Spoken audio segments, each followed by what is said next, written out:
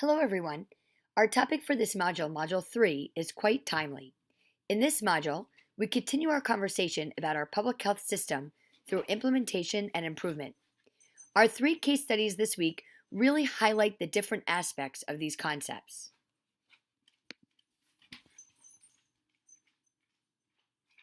Our Module 3 objectives took on a whole new meaning in November.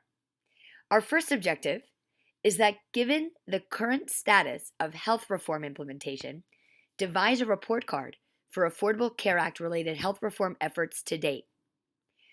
Since the ACA to this date hasn't been altered, though we are certainly operating under the pending yet unknown repeal effort, we are still going to proceed with analyzing its components. This becomes extremely essential moving forward, especially given that our next module begins with advocacy. It's critical to understand what works well, so as a public health community, we can create effective advocacy efforts around these measures. We also need to understand what hasn't worked well for the same purpose. And our next objective is that given a prevalent community health problem, develop a strategy for designing, implementing, and evaluating an evidence-based intervention.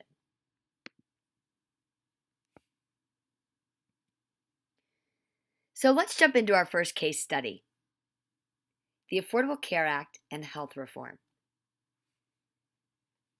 Let's consider President Obama's health reform principles, which were to protect families' financial health, to make health coverage affordable, to aim for universality, to provide portability of coverage, to guarantee choice, to invest in prevention and wellness, to improve patient safety and quality care, and to maintain long-term fiscal sustainability. Which problems of the U.S. healthcare system do these principles target?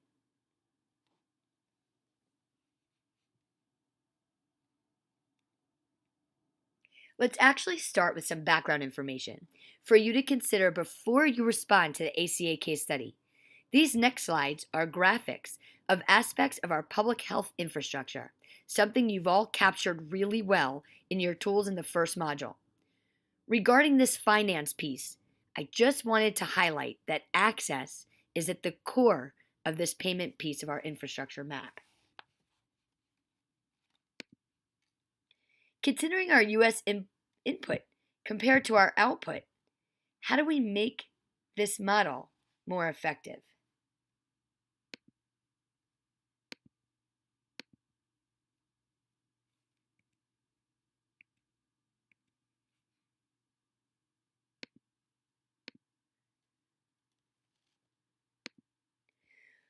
What provisions covered in the ACA have begun to make this model more efficient? Now keep these considerations in mind as we examine the healthcare system.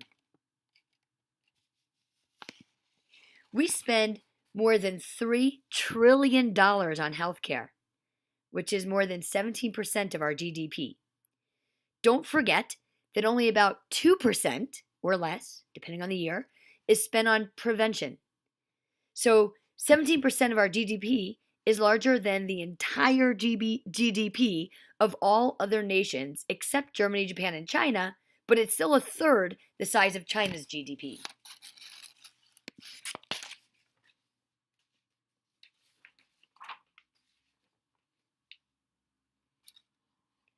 Review these slides to begin to understand what in the world we're spending our healthcare dollars on.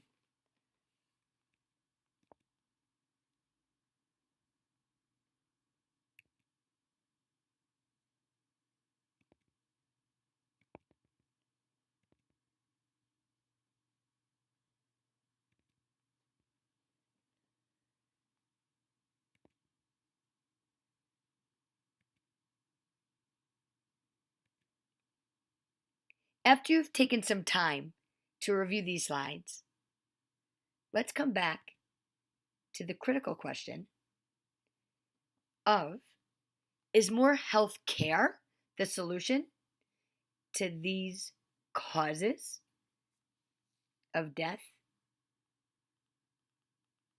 and morbidity listed here.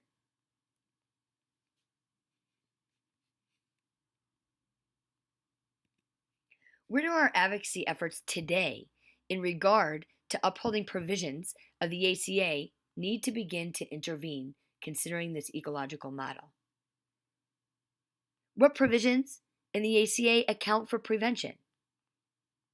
And at which levels of this model? Our case study question asks you to choose one of the 7 scenarios listed and describe how various provisions of the ACA affected that particular family or individual. Then describe how the impacts on this family or individual contribute to some of these overall goals we've talked about of the ACA.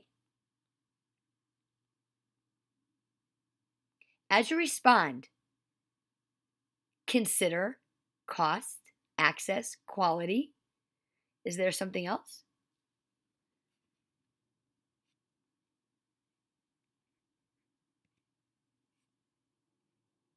And also, remember and consider these key elements of the ACA.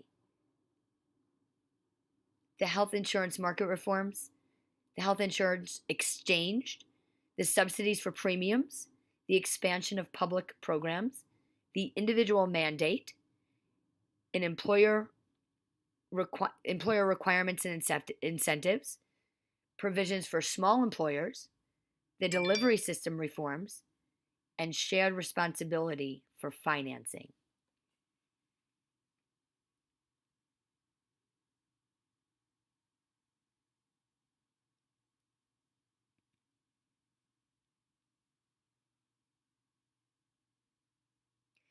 And then also, don't forget about these key public health components.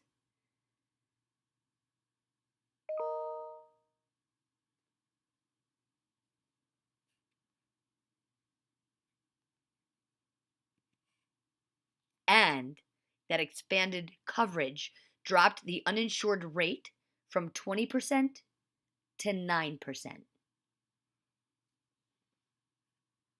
I look forward to your analysis of these 7 scenarios presented in this case study.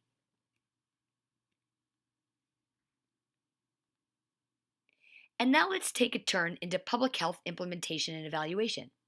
We'll start with a case study of an HIV/AIDS prevention and care intervention and evaluation effort in Thailand and Japan. Let these following questions guide your response to our main question of the case study. Who are the key actors in the project? What is the nature of this project? What is going on in the project in each part of this case? And what's the controversy in each part of the case? Then, in the comforting exercise, please respond to and consider the problems that Mr. Tani or Ms. Marino are facing.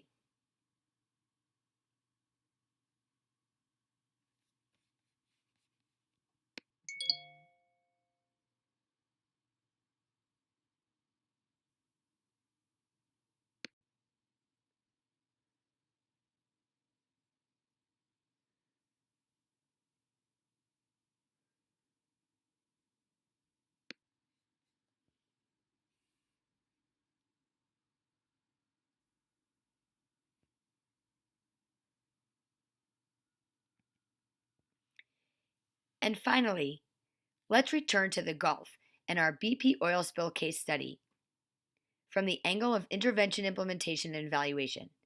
You are to assume that you're part of the community health division of a local health department serving a coastal LA community, and that you are planning an already piloted intervention that includes both individual and clinical support services, such as counseling, surveillance of certain outcomes, and that will also monitor and promote community cohesiveness and well-being through surveys and other activities.